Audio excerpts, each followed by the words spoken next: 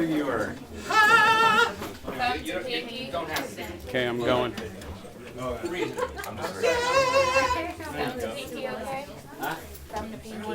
right, 6-part harmony.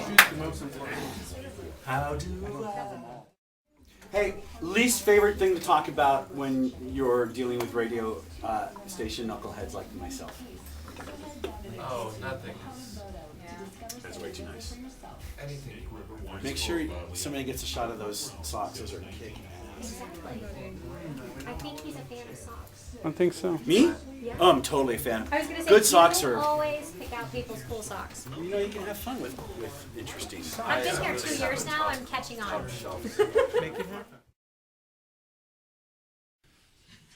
And we are live in the Moxie Java Listener Lounge. This is Tim Johnson for 94.9 The River.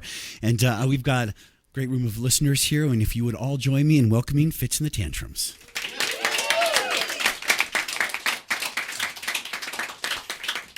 Welcome back to Boise, you guys. Thanks for having us. And Mr. Fitz, I'm going to let you introduce everybody that you have with you today because I'm the worst person in the world at pronouncing names, and I figure you'll do it right. I'll be glad to take over that task. To my left is the one and only Miss Noelle Skaggs. Then I got to my right Mr. James King, saxophone player. Joe Carnes, our bass player. Yeah. Jeremy Razumna, otherwise known as Ruzzy Bear, on keyboards. And the one and only Mr. John Wicks on drums all the way at the end. And you guys, congratulations on the phenomenal success of picking up the pieces. Thank you so much. It's a lot has happened even since you guys were here kicking off Alive After 5 last May, hasn't it? I mean, you guys have been just going.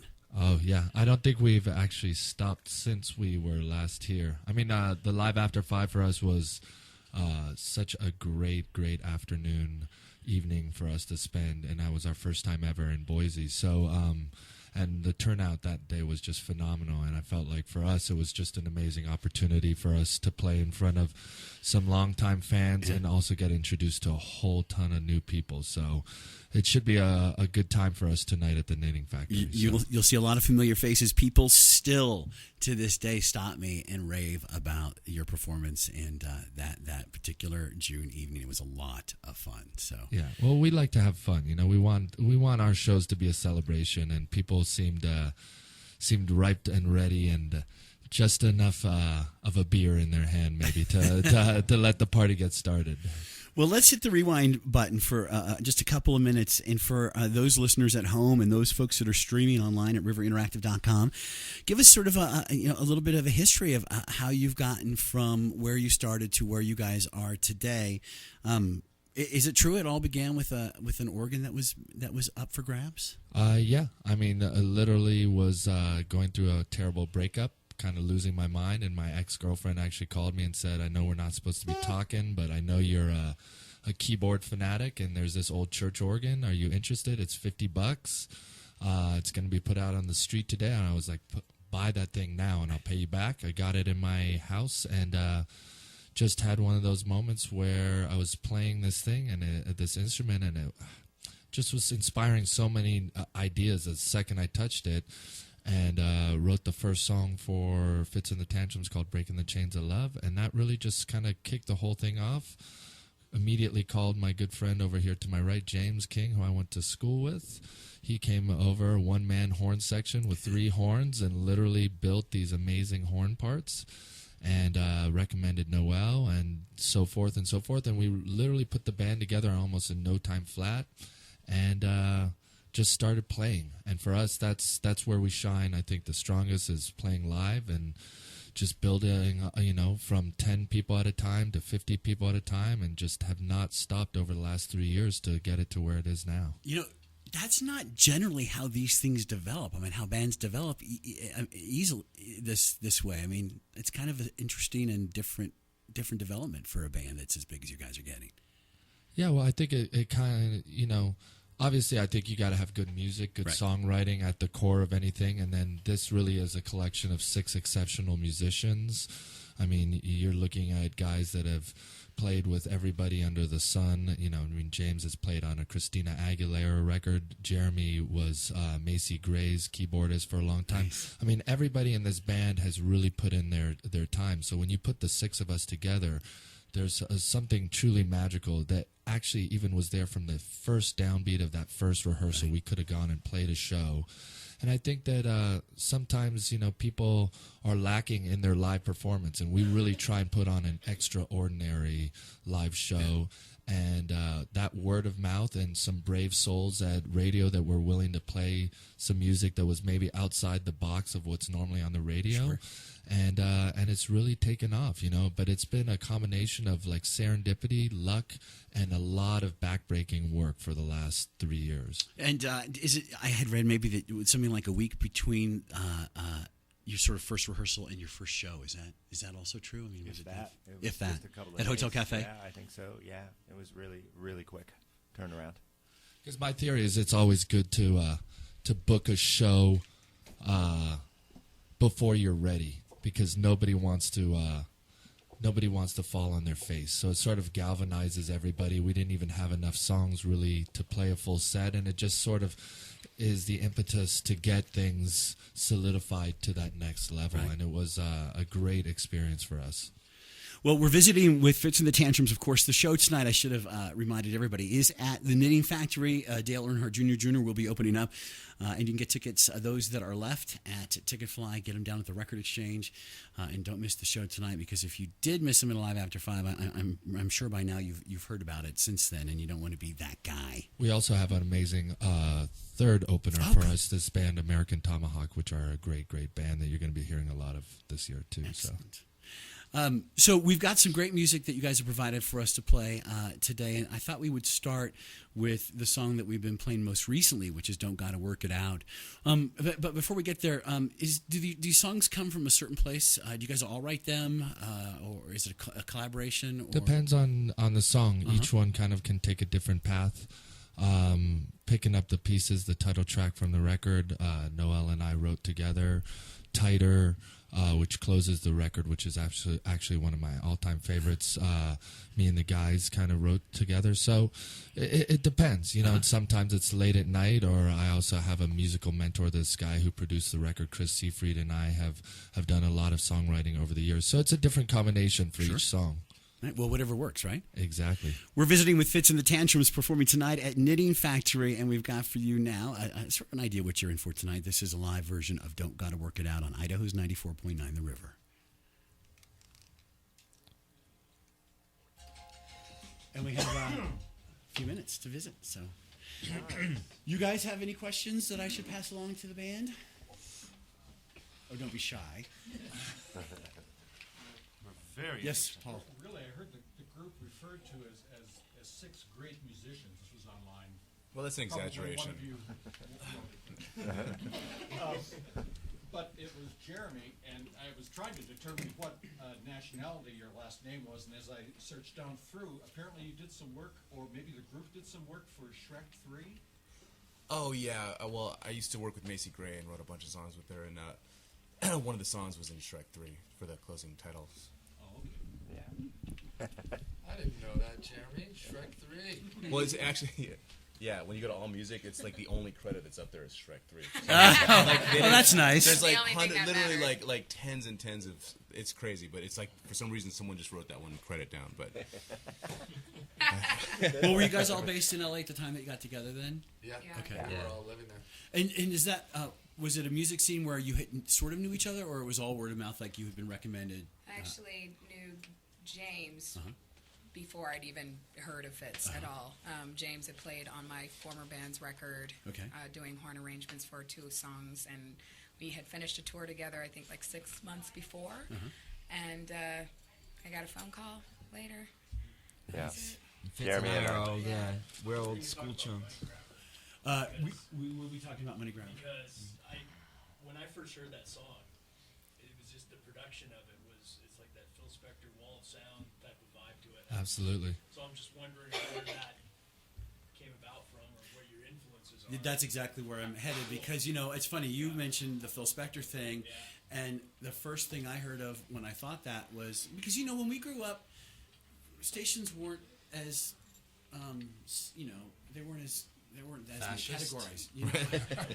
But you would hear all of these different kinds of music on your top 40 station, right? And So, when the first time I heard Money Grabber, I went through a series of flashbacks that were really enjoyable.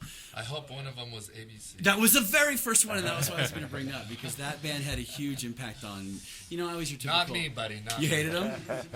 Please, how could I not? Martin Fry, I think, is one of the just unheralded lyricists, too, man. That first album is still great. But, all right. I describe it as it's the wall of sound without the gun being pointed at you. Sure. So now, where are you guys heading from here? Seattle, day off tomorrow, Lord. and then Vancouver, Seattle, You're San gonna have Francisco. a rough time. You know what's happening in Seattle, right? What? Snow? No. We can't escape.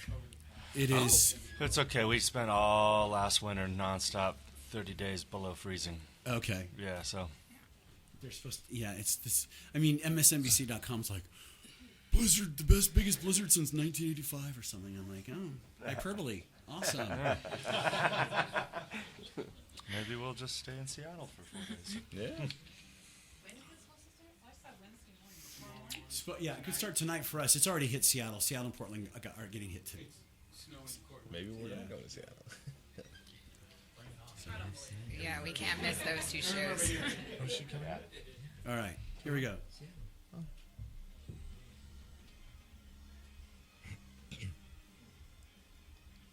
God, it's just super fun. It's really fast, John. It's really fast. And Yeah. I'm going to need you Too much to slow it down a little bit. Nice right there. I like it. That was the Red Bull day. Kidding. I'm always the one telling him to go faster. Go faster, John. Idaho's 94.9 The River. Fitz and the Tantrums recorded live in concert, but they're live with us right now in the Moxie Java Listener Lounge, where thanks to Porta Subs serving Wait, up we're lunch. in the Moxie Java Lounge? Moxie Java Listener Lounge. Where's my Our cup friends of from Moxie Java? Java. Yeah, where's the Java? Come on, where it's is the in Java? In the coffee Oh, I see. area. And the delicious cookies. Those cookies are slamming. I gotta know where those came from. They came from their little baker elves there at Moxie Java. We're visiting with Fitz and the Tantrums, the show happening tonight at the Knitting Factory, and we got to talking off mic about the sounds that incorporate what you guys have, and we were talking about the fact that when I grew up anyway, what you heard on the radio were all types of songs, all kinds of music, and that doesn't happen as much today. And you guys are a little bit of a throwback to that with bringing a sound that is immediately appealing to a lot of people, and let's face it, maybe fresh for some people too who haven't been exposed to what you guys do. Do you call what you do something specific, or is it just this is us? I think it is us. I mean, obviously, you can't do anything without somebody putting a label on you. And Yeah. people want to use the term throwback, which I actually don't love as a term. Sure. People also call us indie soul pop. I mean, for us, it's really about great songwriting, first and foremost.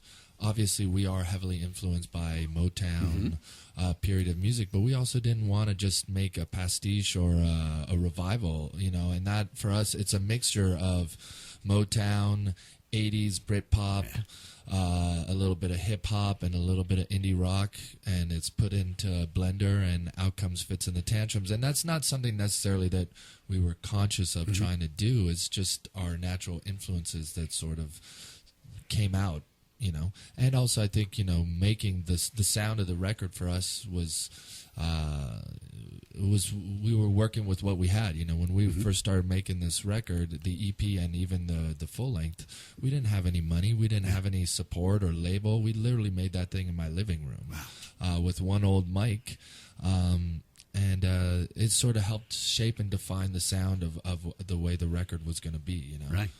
Which leads me to ask, do you moving forward, do you want to stick with that sort of setup because it has worked so well for you, or are people trying to tell you, well, we need to move you into this studio or do this kind of thing? I mean, where's your heart at with regards to what you want to do for the next record? We just kind of let the songs take us where we want to go. You know, I think as an artist, when you really start looking at, I want to do specifically this, you're never going to expand your sound. And I think the type of music that we've been doing is really going to allow us on this next record to really have the freedom to do whatever we want to do and still have our fan base and expand on that. You know, that's been our focus, is just writing really, really amazing songs that we're really, really proud of for this next album coming forward, that can say, yeah, we are not just this, you know, conceptual band that is just going to be here today, gone tomorrow. We are definitely looking for a longevity in our careers as a band and as, you know, songwriters and everything that we do. So, you know, when we're in the lab, we're just basically hashing it all out. We'll have to write about 40 songs before we can make a full record. You know, it's a lot of work, you know. And it's funny because we're always getting, you know, these texts and emails and stuff on our Facebook page. When's the next record coming? I was like, we've been doing this for about a year. It's a year long, you know, and it takes a long time, you know. It's a creative kind of masterpiece that you're trying to come up with. You guys are really great though about staying up front with your fans at your website. I mean, I personally bought a cover you guys did of Sweet Dreams from your website, and you guys are really great at keeping music there as well. I want to circle back, guys. Have you found that some of the songs have sort of grown or changed? Have the arrangements developed over the course of the year, 2 years you guys have been touring? Some of that's by necessity. I mean, as a saxophone player, you know, I was, like Fitz said, I came into the studio and built a horn section. So there's no multi-tracking at a live show. Right. And I'm forced to kind of cover a lot of bases with one horn. Although you can play two horns at a time. Wow. Yeah, but you know, not if I like the audience. No, I mean, so for me especially, I started out trying to approximate the stuff that I did on the record, and of course, just by necessity, had to kind of figure out some other ways to do that. And us not having a guitarist also gives me a little bit of freedom to become just a rhythm player, step back a little bit, and kind of buttress what's going on in the rhythm section. Buttress. Yeah, and then also just like, you know, playing, you know, 150 shows last year, whatever it was, you know, songs just develop, you know, we arrangements change. We just, you know, just to keep ourselves interested and to, you know, give something new to every time we come to a city. Let's change this up a little bit or add a little section here, and you know, and we just start listening to each other, and everyone else informs each other what we're going to do. It's great. Yeah, I mean, because I think one of the important elements to what we do live is that we don't just play the arrangements exactly the way they are on the record. There is that spontaneity and improvisational element to our live shows, where Jeremy will be doing an amazing solo, or John will, all of a sudden the song's supposed to end and he just does this monster fill and goes into double time, and now it's like almost everyone looks and goes, oh my God, we gotta go to 11 right now. We gotta figure something out and keep going. And I think that sort of spontaneity is a moment that we're all just losing our minds, going, oh my God, this is sounding, and then we look at the crowd and they're having that same experience with us, where it's that real creation of the moment. I think that's one thing that has been lost in recent years, is because a lot of people are playing to tracks and things of that nature, and when we are confined by a computer telling you what you're going to do next, there isn't that spontaneity and that surprise. And I think that's one of the reasons we've been successful, is that I think people were craving that, even if they didn't even realize that they were. I think that's what's really hit a lot of people. That's exactly where I was going. For a lot of the people that come to see your show, this is the first time they've been exposed to the freedom that your music has in a live setting, you know. And luckily our listeners, our River listeners, are awesome. And, you know, the folks that they go see, they do play their instruments, and they're not auto-tuned before they get there. So our audience is with it. But there's so many people that haven't been exposed to that kind of thing, and it is fresh for them. Absolutely, especially, you know, younger generation that has grown up with DJ culture and dance music, which you know, I'm a huge fan of all that kind of electronic stuff, but there is an element to that is locked to the sequencer on the laptop that's playing with the bass. You know, it's very regimented, and I think for them to like experience just pure live music, there's no smoke and mirrors, there's no playback, there's no extra added. What you're hearing on stage, we're creating live for you every night. And you guys put on a show, which we're going to talk about a little bit more in a few minutes. But I want to get back to another song that we're going to perform. That you guys provided to us. LOV. Is there something you want to talk about as introducing this song to the listeners before we get to hear that? This is one of I think our favorite songs to play live. It's truly a song that we always say this is where the dance party begins, because it really like kicks things off and to a whole nother level, and you just really get to appreciate the skill and musicianship of all these guys. And you know, John and Jeremy just go off on this song, so it's one of my true favorites. Well, you will see it tonight if you're heading down to the Knitting Factory. Let's get you a sneak peek of what it will be like. This is Fitz and the Tantrums, recorded live in concert. It's LOV. You're listening to 94.9 The River. There we go. I love this one too. I just one of the nice that I played okay.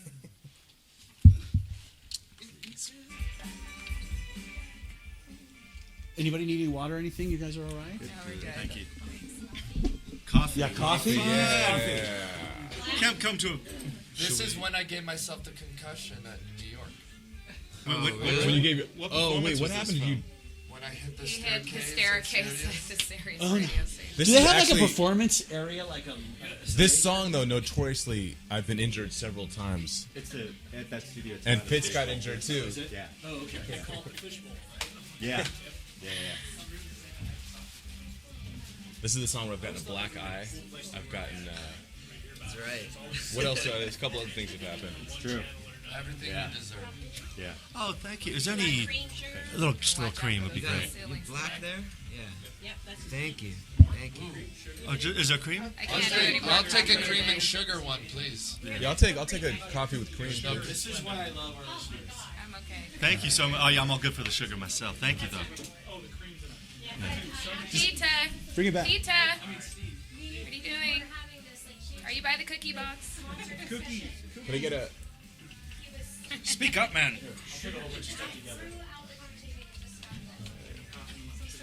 Peter, Jeremy would love some... Peter, can I get a coffee with cream, please?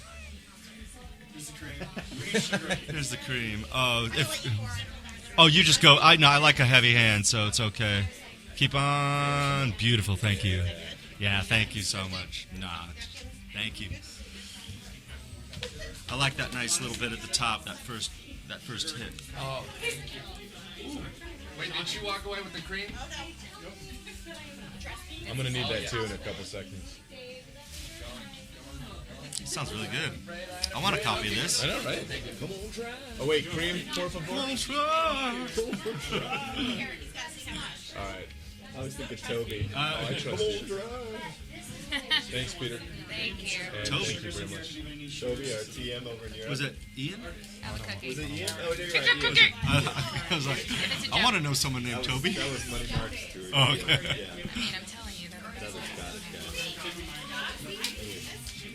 guy. Eat the those cookies. spelled? I can't. He can't. He's gluten free. Jeremy can. I don't want to get a headache. Oh, I'll get a headache. Take it. aren't you doing it? No, dude. No?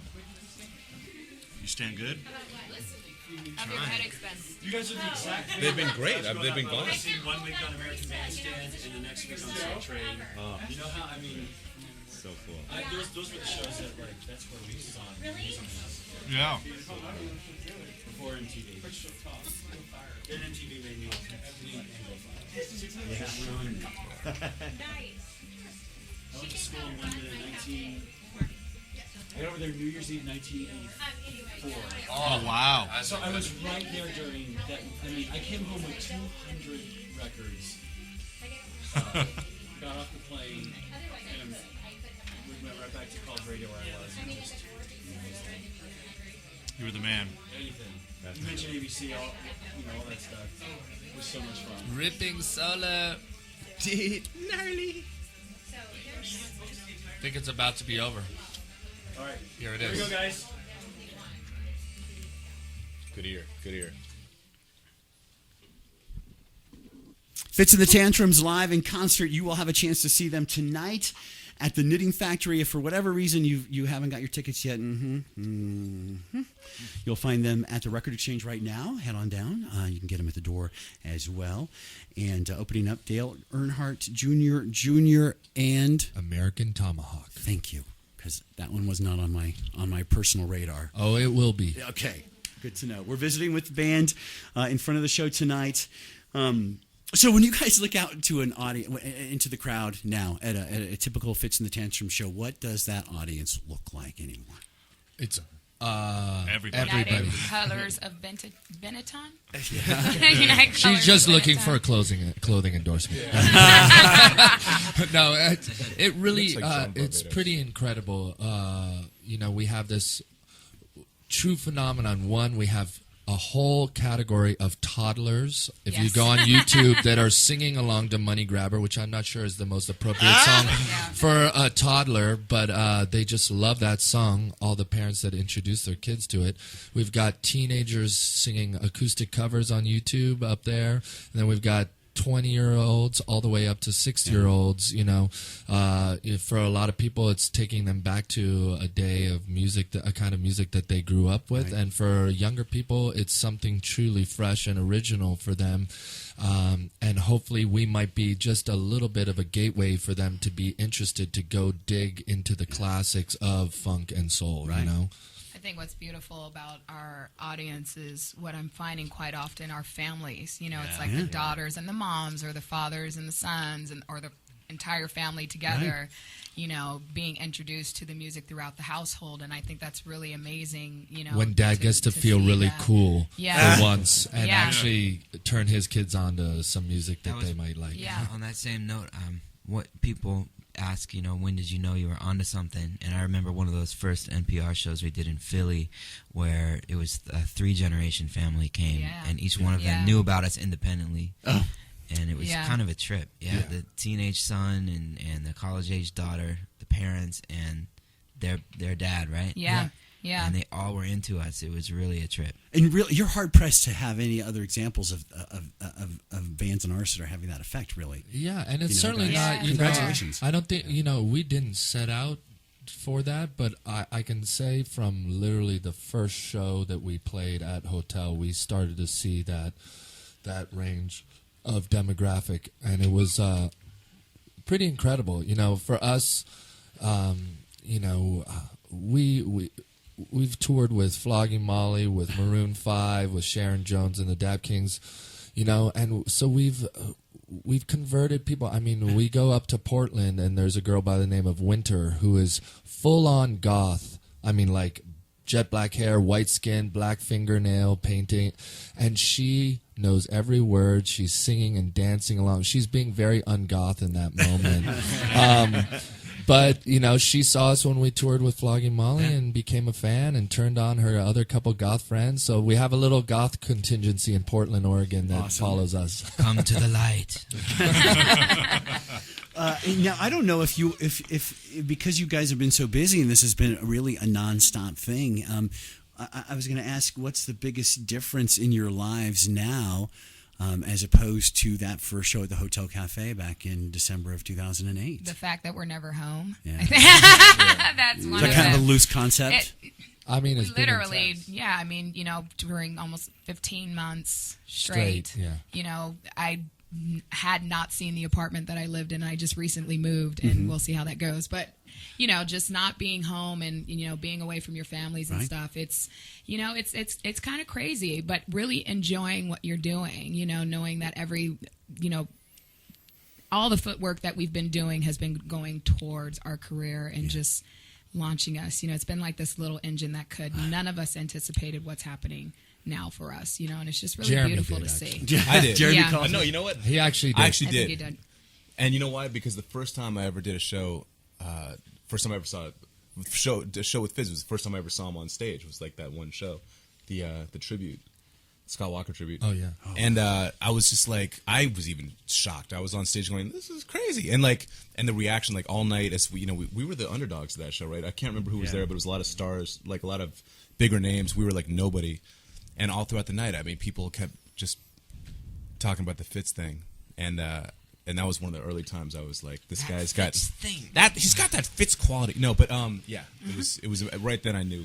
Well, you guys are incredibly talented, not just musicians and everything, but at making friends. Because when I first got Money Grabber, we were like, this is something. This is so much fun.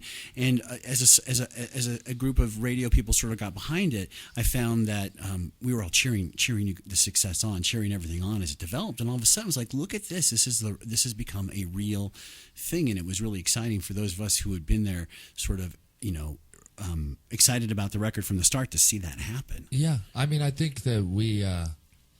This is a very intense business at a time that is shifting for music, for radio, for record labels. I mean, it's a crazy time that we live in where, everyone's trying to figure out what the future of music is going to look like. And it's really challenging and incredibly competitive, more so than ever. I mean, everybody has access to make a record at home if they want to, and there's so much. The volume of music out there is crazy.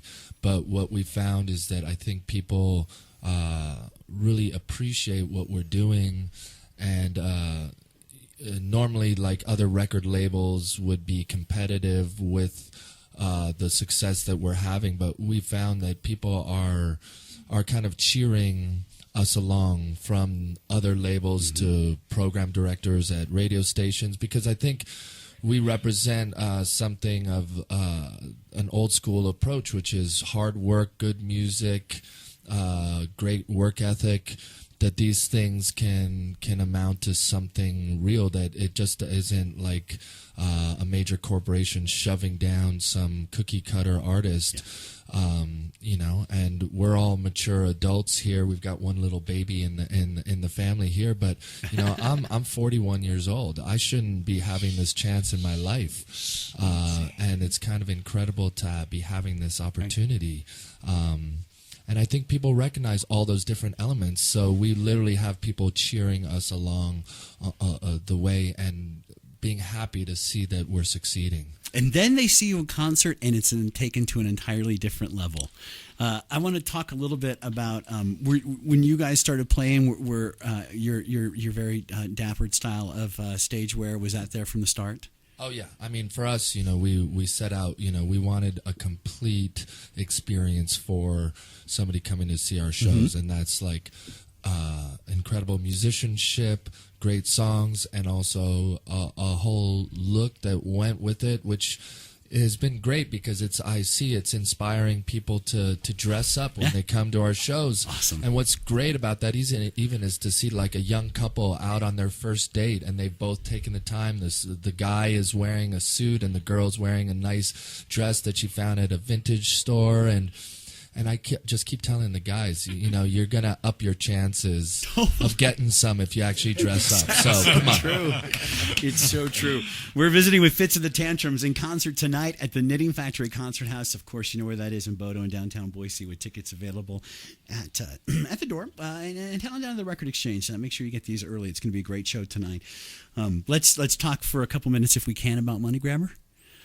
Let's talk about money. We were talking off mic just a little while ago about how that song has all these great different elements in it in terms of what people think of when they hear it. The first time I heard it, I thought of ABC right off the bat, which was, in my book, about the best thing that could be. But did that song come from, again, is there a certain story to that song? Did it come from something that happened in real life? And did you know that you had something special when you were finished with that? Well, that song definitely came out of a harsh wake-up moment, realizing that you were with somebody who had other motives besides love. And, so that song was written about that moment with this person I was in a relationship with. And then what we also did was, because we started playing as a band right out the gate and played a lot of these songs even before the record was out, these songs were road tested. And every night after every show, people would be like, what's that Money song, the Money Grabber? I love that song, and could really see that it was connecting with people. And then what we found also was that this record came out right as our economy was collapsing, and all of a sudden Money Grabber took on this whole other context in the corporate greed, Bernie Madoff, Wall Street greed moment, where we're all collectively as a country and as a world feeling the effects of this sort of money grabbing, and it became this bigger context to the song. So yeah, and that was really interesting to see how it took on this greater meaning. And we did know that it was a great song, and we actually had a different bridge on this song. And knew that this song was so great, but we needed to have a bridge that was just as great. And I think it was the fourth try that finally landed on what we have right now, that to me takes the song to an even greater level, and really solidified that song as being the standout one and the first single for the record. Well, the album is absolutely chock full of great songs. I mean, let's not kid ourselves. All killer, no filler. Thank you. There we go. We're visiting with Fitz and the Tantrums. Let's hear a version of Money Grabber that was recorded live in concert as we visit with the guys here in the Moxie Java Listener Lounge on Idaho's 94.9 The River.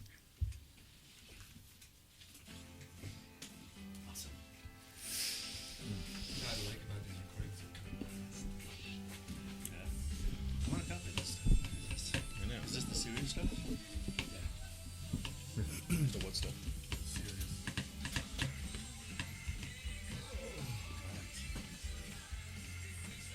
So you appeared on Daryl Hall's program, did a 7 or 8 song set on Daryl Hall. Yeah, on the Live from Daryl's House, yeah. And you finished with Sarah Smile. Yes.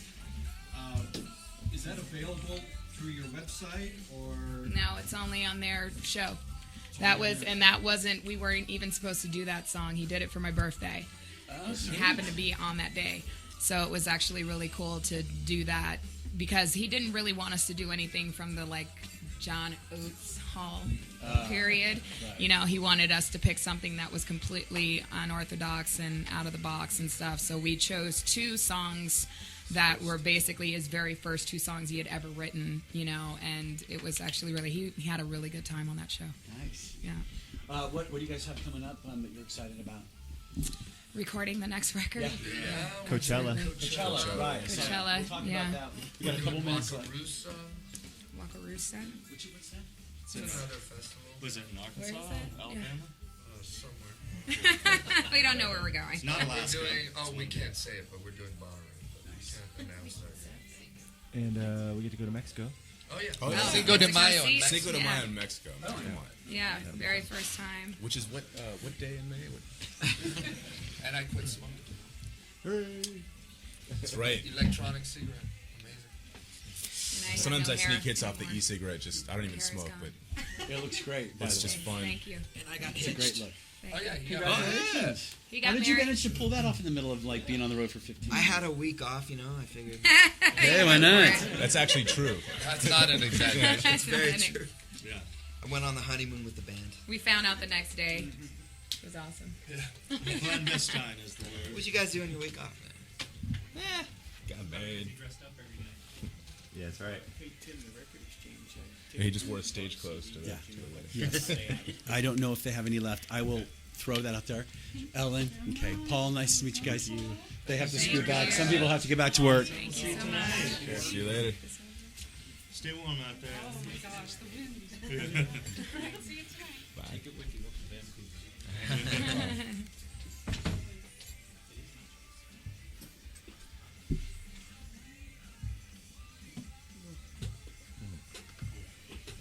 These are not the best. Oh, no, they're not. They're definitely. There it is. Idaho's 94.9 The River.